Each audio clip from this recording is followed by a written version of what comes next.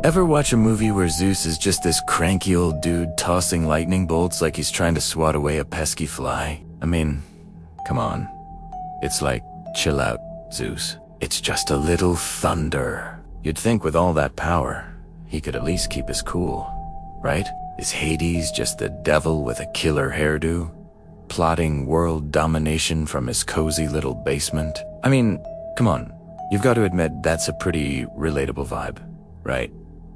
Absolutely. Hollywood is all about those Greek gods drama, spectacle, and those stunning deities in togas. I mean, who wouldn't want to see Zeus throwing lightning bolts while sipping a latte, right? Their version is like getting a fast food burger when you were craving a gourmet meal, right? It's like expecting a 5-star restaurant but ending up at the drive-thru total letdown.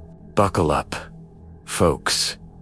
Today, we're diving headfirst into the wild world of Hollywood myths versus the real deal of mythology. It's like comparing a blockbuster movie to a classic novel. One's got all the explosions and drama, while the other's got the deep, rich stories that make you think. Get ready for some laughs, and maybe a few what moments.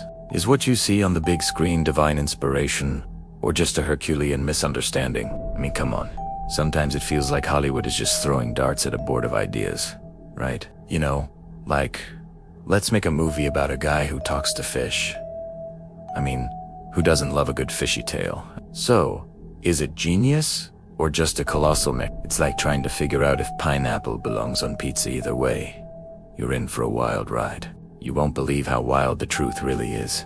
Seriously, it's totally mind-blowing. Let's dive right into it and chat about the big guy himself. Zeus. You know, the king of the gods, right? In movies, he's often portrayed as the king of the gods. Sure, but his main job seems to be zapping things with lightning. He's either an overbearing dad or just a celestial weather controller with a short fuse to derail Zeus. Oh, he was so much more. Yes, he controlled the thunder and lightning. That was his calling card. But he was also the supreme ruler, the ultimate authority. More importantly, he was the god of Xenia, or sacred hospitality. If you welcomed a stranger into your home, you were under Zeus's protection. If you harmed a guest, you'd have the king of the gods to answer to. He was also the guardian of oaths. Break a promise sworn in his name. Big mistake. Huge. He wasn't just a force of nature. He was the bedrock of cosmic order and social law. So, while Hollywood gives us a one-dimensional thunder god, the myths give us a complex, multifaceted ruler juggling justice, power, and, yes, a very, very complicated love life. Speaking of his love life, let's talk about Hera. In almost every adaptation, she's reduced to the scorned, jealous wife. Her entire character arc revolves around punishing Zeus's latest fling or his illegitimate children. And look, was she jealous? Absolutely. You would be too if your husband treated Mount Olympus like his personal dating app. But that's just one tiny part of who she was. Hera was, first and foremost, the queen of the gods and the goddess of marriage, women, childbirth, and family. She was a powerful and regal figure in her own right, worshipped as a protector of legitimate unions and the sanctity of the home. Sailors prayed to her for safe passage. Entire cities, like Argos, held her as their patron deity. To reduce her to just a vengeful shrew is like saying the only thing a queen does is get mad at the king. It completely ignores her authority, her sphere of influence, and the deep reverence people had for her. She was the divine matriarch, not just a celestial soap opera star. Now for my personal favorite, Athena. Hollywood loves to show her as a fierce, spear-wielding warrior goddess, which, to be fair, is accurate. She was born fully armed from Zeus's head. After all, you don't get a more dramatic entrance than that. But they often stop there, portraying her as just the goddess of war. This misses the most crucial part of her identity. She was the goddess of wisdom, strategy, and craftsmanship. While Ares represented the bloody, chaotic frenzy of battle, Athena represented the tactical, intelligent side of warfare. She was the general, not the berserker. Beyond the battlefield, she was the patron of weavers, potters, and artisans. She gave humanity the olive tree, a symbol of peace and prosperity. She was the brains of the operation, the goddess of civilization and intellect.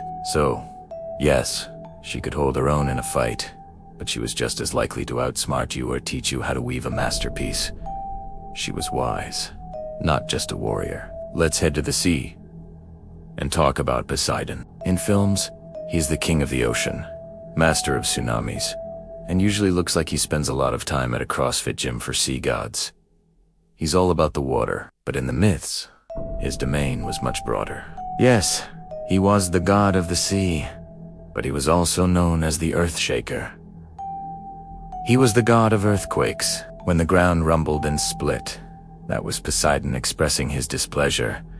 He was also intrinsically linked to horses. In Soma Mates, he even created the first horse. So next time you see a movie where he's just talking to fish and making big waves, remember that the ancient Greeks also saw him as the force behind terrifying earthquakes and the creator of one of the most majestic land animals. He was as much about the trembling earth as he was about the raging sea. And finally, we arrive at the most misunderstood god of them all, Hades. Hollywood has done him so dirty. They've turned him into the Greek equivalent of Satana, scheming, fire and brimstone villain desperate to overthrow Zeus and escape his prison. This could not be further from the truth. In mythology, Hades wasn't evil. He was just stern. His job was to rule the underworld, the final resting place for all mortal souls, good or bad.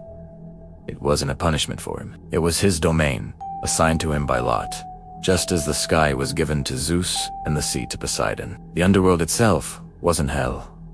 For most people, it was a neutral, shadowy place. Hades was a just, if grim ruler who ensured the dead stayed dead and the natural order was maintained. He rarely left his kingdom and had zero interest in ruling Olympus. His biggest crime was kidnapping his wife, Persephone, which is a whole other complicated story. But it wasn't part of some evil plot for world domination. He was the god of the dead, not the god of evil. There's a huge difference. So where did the ancient Greeks get these ideas? Not from a single Greek mythology Bible. Their understanding was woven together from epic poems like Homer's Iliad and Odyssey, from Hesiod's Theogony, which laid out the divine family tree, and from the famous tragedies of playwrights like Aeschylus and Euripides. These stories were their entertainment, their history, and their theology all rolled into one. Plus, different regions worshipped the gods in different ways, giving them unique epithets or titles. Zeus wasn't just any god. He was Zeus Xenios, the cool protector of guests, and Zeus Horkios, the guardian of oaths. These weren't just cool nicknames.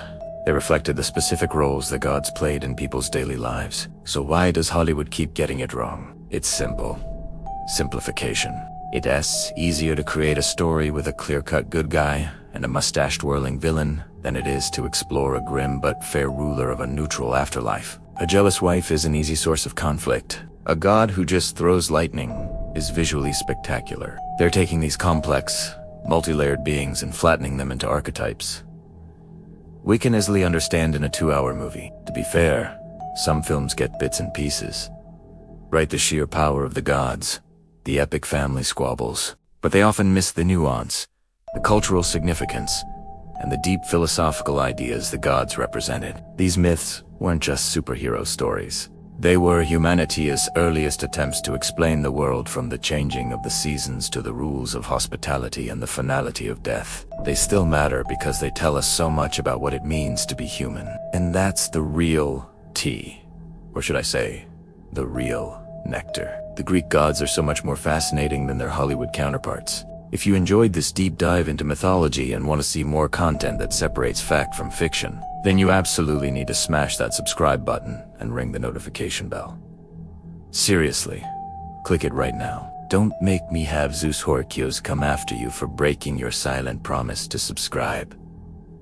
Drop a comment below telling me which god you think gets the worst treatment in movies. Thanks for watching, and I'll see you in the next video.